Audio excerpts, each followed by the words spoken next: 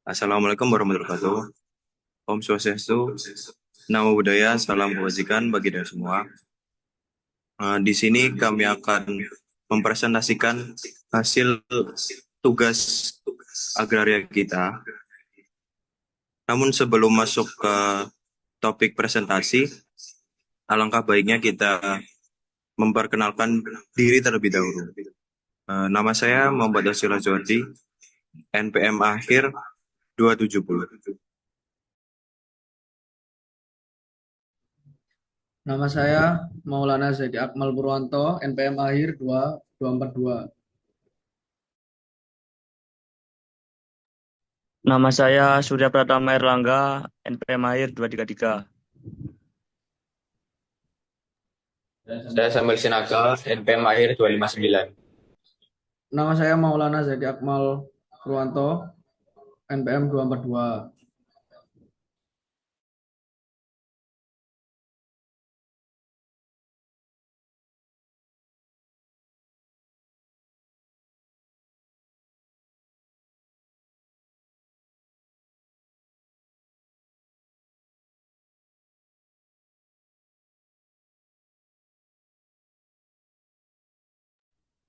Latar belakang.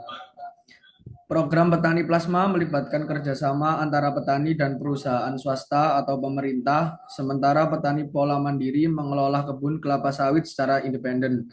Menurut SPKS, kemitraan ini terutama dalam sistem bagi hasil dapat membantu mengurangi konflik dan kemiskinan di desa. Namun seringkali terjadi kehilangan lahan akibat praktik kemitraan yang manipulatif dan penutang. Kesenjangan dalam pembagian keuntungan menjadi penyebab utama konflik, di mana perusahaan seringkali mengabaikan hak-hak masyarakat lokal, menyebabkan kerugian sosial dan ekonomi, serta menimbulkan pertanyaan mengenai keberlanjutan perkebunan kelapa sawit.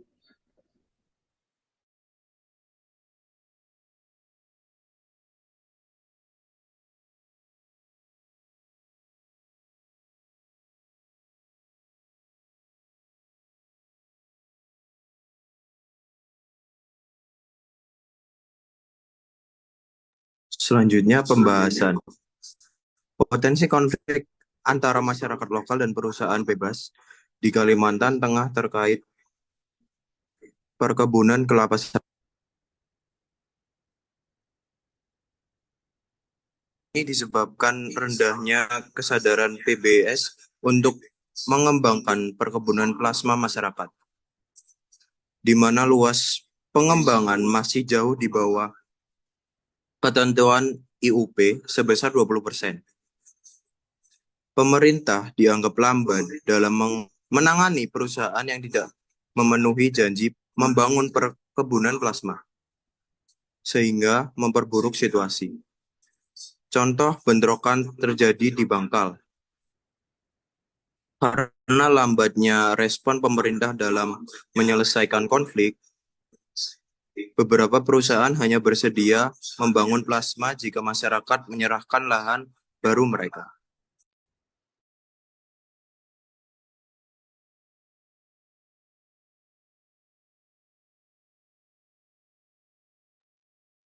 Menurut data Dinas Perkebunan Kalimantan Tengah, perusahaan yang tidak memenuhi kewajiban mengembangkan perkebunan rakyat minimal 20% dari wilayah IUP dapat dikenai sanksi, termasuk pencabutan izin. Hingga Desember 2022, terdapat 281 perkebunan kelapa sawit di Kalimantan Tengah dengan total izin 3,19 juta, di mana 191 unit operasional dengan luas 2,3 juta hektar. Namun, hanya sekitar 214.000 hektar atau 9,3% yang dialokasikan untuk perkebunan rakyat, jauh di bawah ketentuan pasal 15 Permentan yang mewajibkan minimal 20%.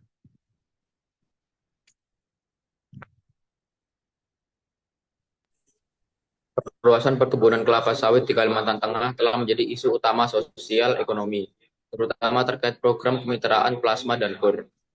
Meskipun bertujuan untuk membangun sinergi antara perusahaan besar dan petani kecil, konflik sering muncul terkait distribusi lahan, transparansi manfaat, dan hak masyarakat termasuk daya. Perusahaan sering memperluas lahan tanpa izin masyarakat setempat, mengklaim tanah adat, dan memberikan keuntungan yang tidak adil bagi petani plasma. Kurangnya transparansi, ketergantungan petani pada perusahaan, serta dampak lingkungan seperti deforestasi memperburuk konflik.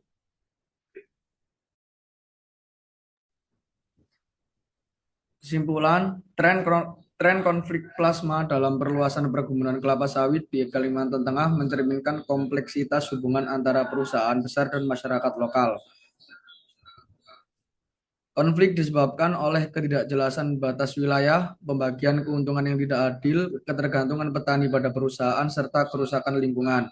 Meskipun program plasma dirancang untuk memberdayakan masyarakat, justru sering memperburuk kesenjangan. Penyelesaian konflik memerlukan pendekatan adil dan inklusif, pengakuan hak adat, transparansi, serta mediasi yang melibatkan semua pihak, guna menyeimbangkan pertumbuhan ekonomi dan kesejahteraan masyarakat. Sekian presentasi dari kelompok 6. Jika ada salah kata, mohon maaf. Sekian, terima kasih.